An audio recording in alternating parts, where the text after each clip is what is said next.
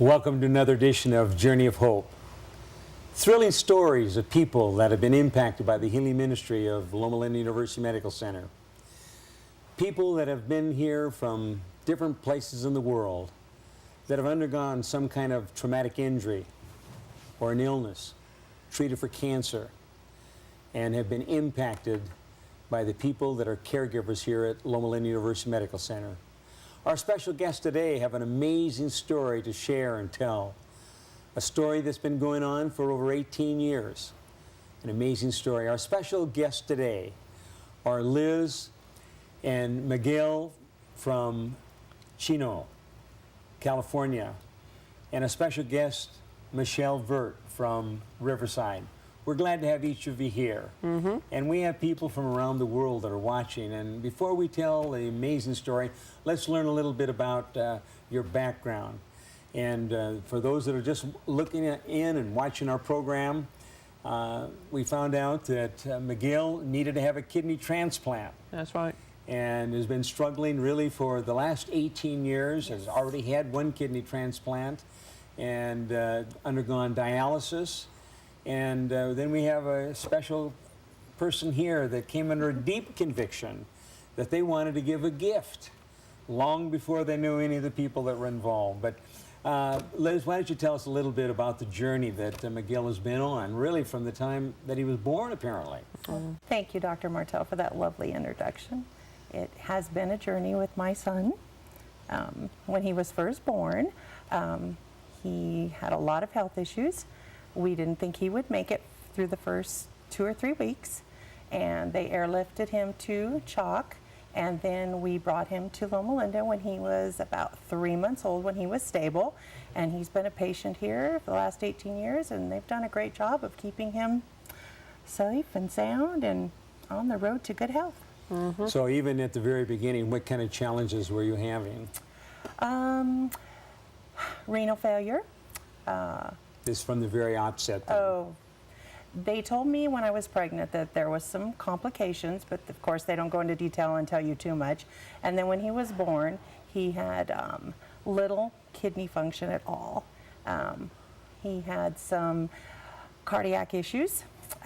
He was in the incubator. We couldn't touch him because he was in isolation because of the immune system. And then they got him stable and fixed his heart a little bit. And then once I could get him transferred closer to home, we came to Loma Linda, and we've been here ever since. Now, what kind of help were you receiving from Loma Linda from the very earliest time? I mean, you brought him home, and then he got 3 months later, you're bringing him over here to Loma Linda. And what kind of help were you getting at this point?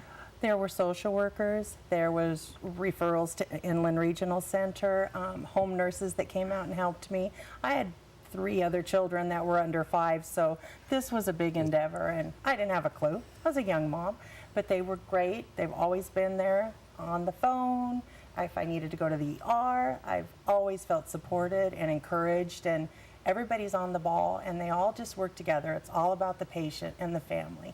And it's not just paperwork or charts. They really look at the whole spiritual part of the family and the patient.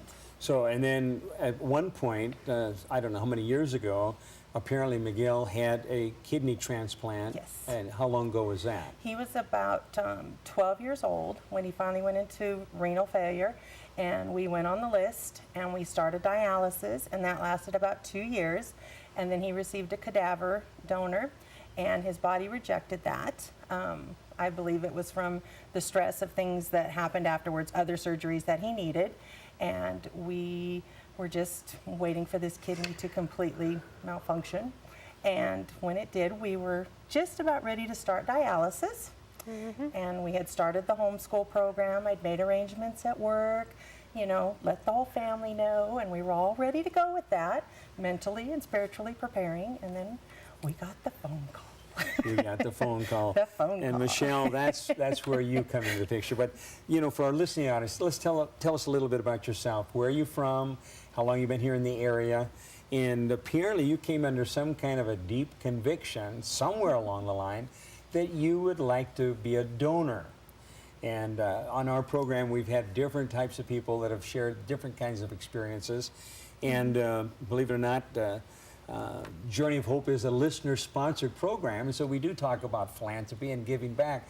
But the type of donation you're talking about giving was a gift that continues to give and give and give and give. But tell us a little bit about yourself. I understand you're getting ready to do some schooling, but right now you're currently working where? I'm working at Pep Boys right now. At Pep Boys. And apparently you enjoy working with automobiles. And Oh yes, oh yes. That's kind of a, that's my life. that's- Oh man, that's what really that's what I want to do. I want to be a hot rod shop owner. That's my goal in You life. want to be an owner. Oh, Okay. yes. And you're going to be taking some schooling, and what kind of schooling you're going to be doing? I'm currently in school for it, but now I'm switching schools. I'm going to go to Wyotech now and get my AS in it. Okay, good So, enough. Yeah. And getting ready to go back to work. You've been off to work. And really what we're talking about, particularly here is during the last couple of months, we're at really about a little bit 2 months out. Yes. But some time ago, a couple of years ago, Michelle, if I understand the story correctly, you came under a conviction that you'd like to donate. Yes. And what were you going to donate? I was donating my kidney. You were going to donate a kidney. Now, Yes. you didn't have any donor in mind, I mean, any recipient in mind. No. How did you come under this kind of a conviction? I've never had that conviction that I wanted to give my kidney. So how do you come under a conviction you want to give a kidney? Yeah, it's about the children, you know. It's I'm just really sensitive to children. It's just how I am. That was the whole point, is I wanted somebody under 18 to live, because I always hear the statistics how 17 people die every day on the waiting list, and you know. So in other words, there's 17 people that are not lucky enough to find a Yes. donor, and they end up sitting on that passing. list. They pass away. Yeah. So that many. So somehow you became aware of this, and a Yes. few years ago you wanted to be a donor, and you apparently made contact here with the hospital. Yes. And said you'd like to be placed on the list and you'd be willing to make the donation.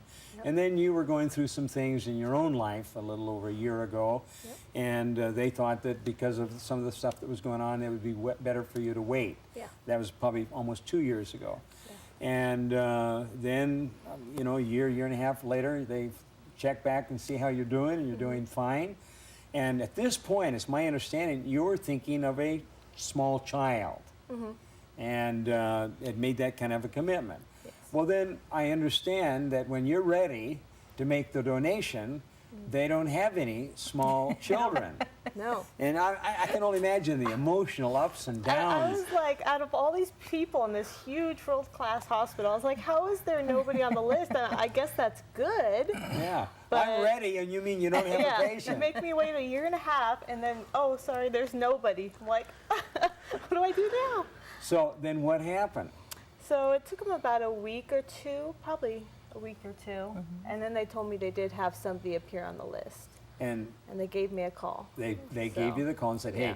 we do have somebody. So Yeah. I can only imagine the roller coaster, the up and the down, and you're ready to go in, and I've got a kidney here, and don't you have somebody out Yeah, there? exactly. That must have been really quite a thing. So you get the phone call.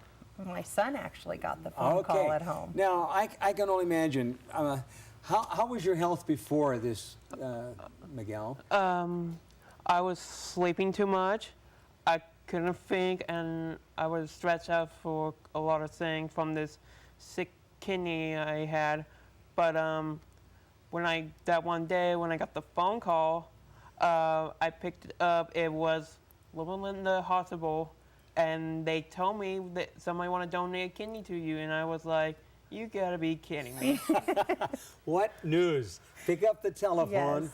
Loma Linda, we have a kidney. Are you still ready? So that must have been, really must have been an exciting time, Yes. because I understand that during the last 18 years, your health has kind of been up and down, and more down than anything else, and tired and sleeping a lot and no energy. And now, tell me, Liz, did he get to the point where he's ready? Did he ever have dialysis? Yes, we did that for about 2 years. For 2 years. This is when the kidney's in failure. Yes. And 2 year. And what is involved in getting dialysis? Is this you kind of go down and Well, there for 30 minutes and? no, it's more like drive there at the crack of dawn, and you're there for 8 hours a day, flat on your back, hooked up to a machine. and then you're exhausted afterwards. So the day that you don't go to dialysis, you are sleeping that whole day. So you're kind of recovering. Yes. You're either in dialysis, Or you're getting ready sleeping. for dialysis, or recovering from the Yes, dialysis. exactly. And this went on for 2 years. Yes. Yeah. Every day. And how long would you go in for the hospital? I don't know, probably like a couple hours, something like that. About 8 hours a It was day. 8 hours a day, and 3 then you're days a week. driving in, and Yes. oh, this is terrible. And then you get the phone call. Yes. So he answered the phone. Were you there, or did you No, get the phone call a little later? I was Talk to at the work, people? and you want to tell your story? Yeah. Yes.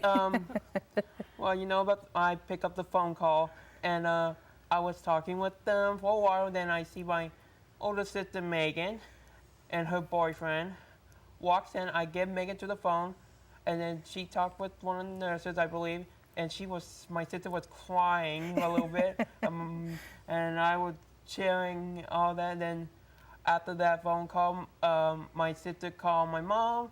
And my mom said, "This better not be a joke." It's got to be a joke. No, I and really thought it was.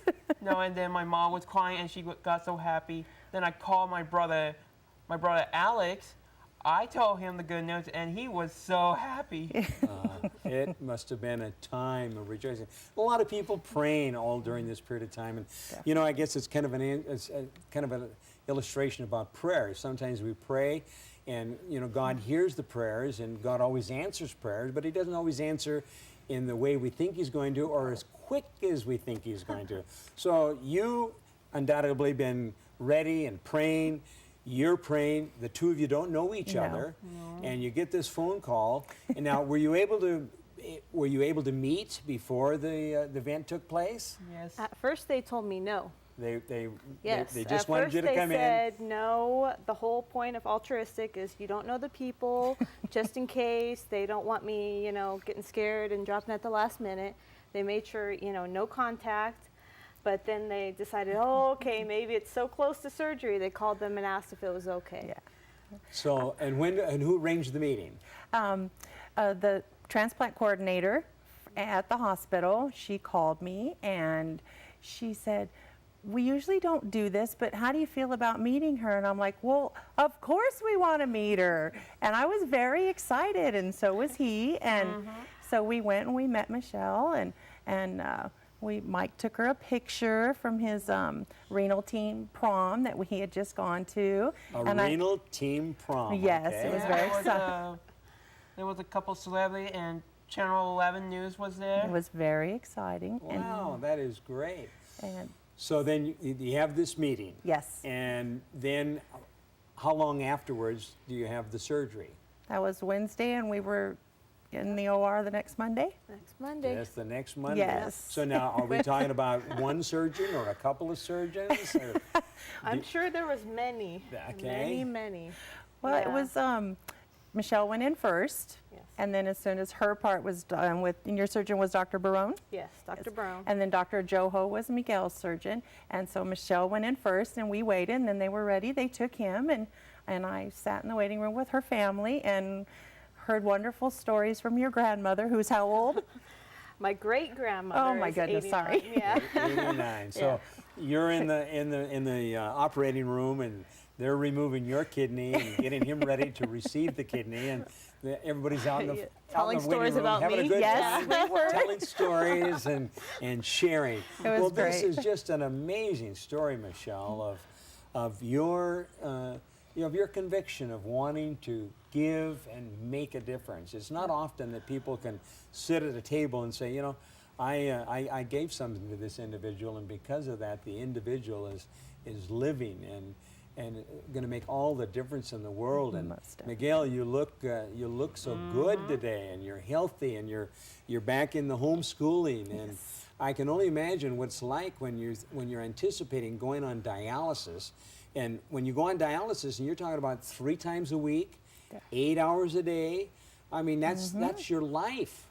I mean, you're either getting ready for it, you're involved in it, or you're recovering from it. Definitely.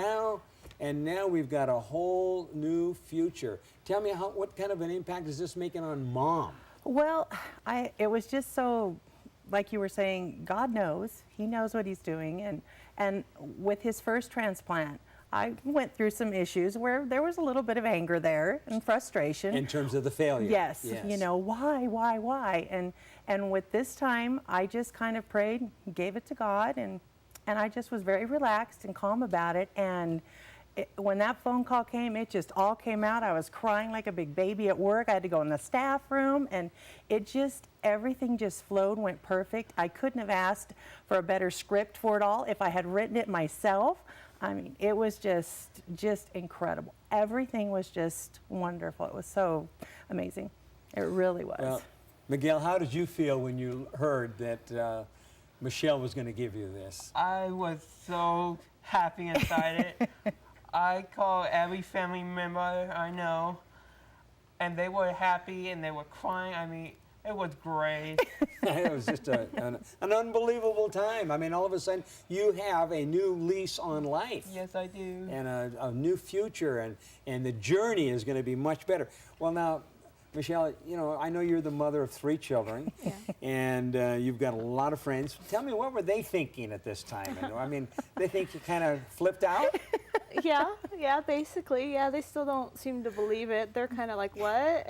You did and what? then, and then getting past the, I don't know the person, that's the next like hurdle. They're like, okay, you got to explain this to me. You're giving a kidney to somebody you don't even know? Giving an organ to somebody that's just, you don't know them. You know, they're like, what's wrong with you? And then I talk to them, and they understand, you know. Well, now, and I understand even this weekend you're going to be involved in some kind of an event. Yes. And what is that? This weekend is a Donate for Life, which is the organization that, you know, helps us all through all this. So I'm doing a run walk this weekend for that. Yeah, that is absolutely amazing. So you're continuing on, and Michelle, this gift that you're giving and have given, and you're continuing to give. There are people that are watching on this program now, and some of them have just been confronted with the news that either somebody in their family or a close friend of theirs is in need of a donor recipient. And we often don't think of, when we see somebody that, you know, like Miguel, who's had a kidney transplant, that somebody gave that gift. Yeah. And often it's a person whose life has come to an end, and those organs have been saved and will make a difference. But here we're talking about somebody that is given the gift, that their whole life is ahead of them, and you're still ready to give that gift. Well, tell us what your plans are, Liz. Well, I'm hoping that he'll be able to go back to school soon. He's in homeschooling now. Homeschooling now, and as soon as we're off of our... Who's the homeschool teacher? Mr. Egbert. Okay. Yes, and he's been wonderful, very supportive. They get along really well, and he's taken the time to really help him get caught up. And then once he goes back to school, he'll be a senior and he can graduate. And then we'll look into some programs for after that. Oh, that is really great. So you're back in school now. Have you had a hard time doing your schoolwork here the last couple of months? Yeah. But you got is your teacher patient with you most of the time? Yeah. Okay. Well, now tell me what your plans are for him in the future now. I mean, you're going to get him back in school. He's Definitely. on homeschooling now. So as we're coming down to the end of the school year, I'm sure you're going to probably just let him finish up with this, not right now. And then my plan is to maybe look into some summer school, just to get him back into the routine. And then we'll see, you know, how he feels in September, and hopefully he can go back and do a full day with some limitations, and you know, get him a little more in shape, a little bit, you know, from the prednisone and the steroids, that kind of, you know. So now is he on the heavy medications that he's taking right now? Anti-rejection quite drugs. a bit every day, I suppose. I think about 12 pills 4 times a day. But that's pretty heavy, Ben. but you know, Yes, he's... it is. Now, do we have him on an exercise program, or are you able to get out and walk yet? Yes. And are you participating in anything else? I mean, are you able to ride a bike yet? Not yet. I'm working on that. You're going to work on that, okay. So he's been going to the gym. We just got off of our isolation because of, you know, the suppressed didn't want to immune have any kind of problems. So he's been going to the gym a couple of times with family members and getting back in that routine. And we're able to walk around the block. And So And he's do you getting get your mom out walking with you? No, Sometimes. No, but I'm happy what my mom doing. She's going work every day. She's in a college that help her get her grade back up, so we could have a better future. You know, just keep on walking and see what happens next. Well, our program is entitled Journey of Hope. And if there's ever been a couple or a group here that I've had that have been on a journey that needed hope, it's this family right here in front of me. And I know that God, I don't know what the future holds, but I can tell you, I know who holds the future. Yeah. And I know that God's got a wonderful plan for you, Yes. and Liz for you, and for the rest of your family. And Michelle, I know for you that this story is going to be told, and it's going to be retold and told again, and lives are going to be impacted in a wonderful, wonderful way. Well, have you thought what you'd like to do now that your health is getting a little bit better? Like to go back to school, then go to college, and then learn how to drive. Going to go to college and learn how to drive, and maybe not always in that order, but you Yeah, want to learn but to... I'm working on it. You're working on it. Well, that's great. You gotta, you have to be thinking ahead, and you got to be dreaming. Now, Michelle, what are your plans? I mean, you had surgery here a couple of months ago, and you're already going back to work. I mean, tell me, what kind of a recuperative program have you been on? I mean, you look absolutely great. Who would know that you're minus a kidney? Yeah. That you're a kidney donor. Yeah. So, but, Yeah, nothing has changed. nothing has changed. I don't notice anything other than still being a little tired every once in a while. I sleep in a couple extra hours and I'm good. That's it. And you're going to So- be going back to work, and you're also going to be going back to school. Yes, I And- decided to switch schools and go to an actual automotive school now. So I'm going to get my AS in that and get that done.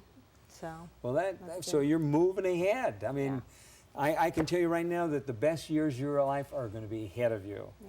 And the story that is unfolding here is going to be told and retold, and there are other people that are going to hear, and there are other people who say, hey, I could do something like Yeah.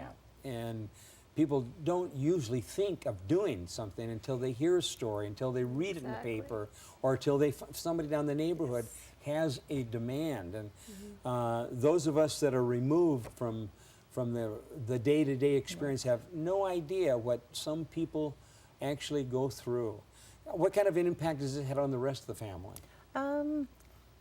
It was kind of, I had to look for the words to explain it.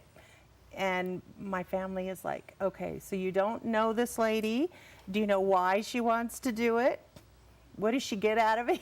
All the normal questions. And I just explained it to them. And then once I met Michelle, and I asked her right there, why are you doing this? Because I was like, it's got to be What's something. behind it? Yes, what's the reason? I was so curious because when do you ever hear of anything? I mean, it's a kidney. How do you say thank you for a kidney? Well, I've heard a few stories, but it's been, 1,000 miles away of somebody doing this.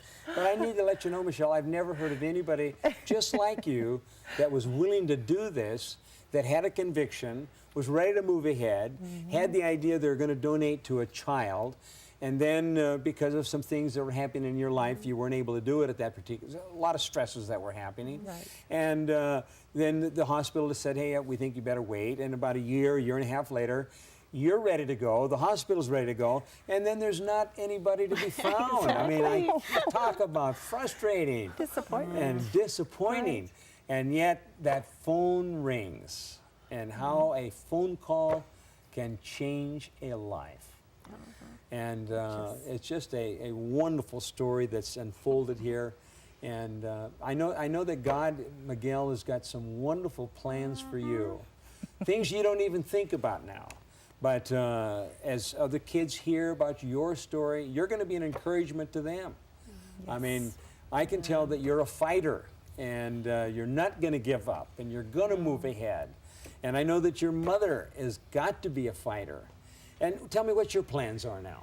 Well, I just, like Miguel was saying, I just got my AS degree from Chaffee College. Congratulations. And now that he's got the kidney, I have applied for a position upgrade at work. So we're crossing our fingers, and I'm confident that I'll be able to handle that because now he's so much healthier. I can't even tell you. And so This is a wonderful story of people who have gone through an amazing experience here, and all of you are building on the experience and have wonderful plans to grow and develop and improve and get your degrees, go to school, and all, you know, I'm anxiously going to be listening to when you get you finish up your schooling and when you go on to college and when you get your degree. You both got to let me know when this takes place. Again, for the audience that are watching, you know, this is just an incredible story of compassion and courage and generosity. A donor. Loma Linda Broadcasting Network, and particularly Journey of Hope, is a listener-sponsored program. And we thank you that have been watching and listening and praying for us and making donations that this can thrive. But here we have a donor that gave a gift that keeps on giving again and again and again. A life-changing donation. Thank you again for joining us here on Journey of Hope, and I know that your story is going to be an encouragement and an inspiration to our listening audience. For those of you that are watching, we want to thank you again for joining us. And each week we have stories of people that have been impacted here at Loma Linda University Medical Center, people whose lives have been changed, stories of people that are not only survivors but thrivers. And our special guests today have once again demonstrated that what takes place here at Loma Linda makes a difference in people's lives. You give God a chance. He's going to change your life as you look to Him and trust in Him.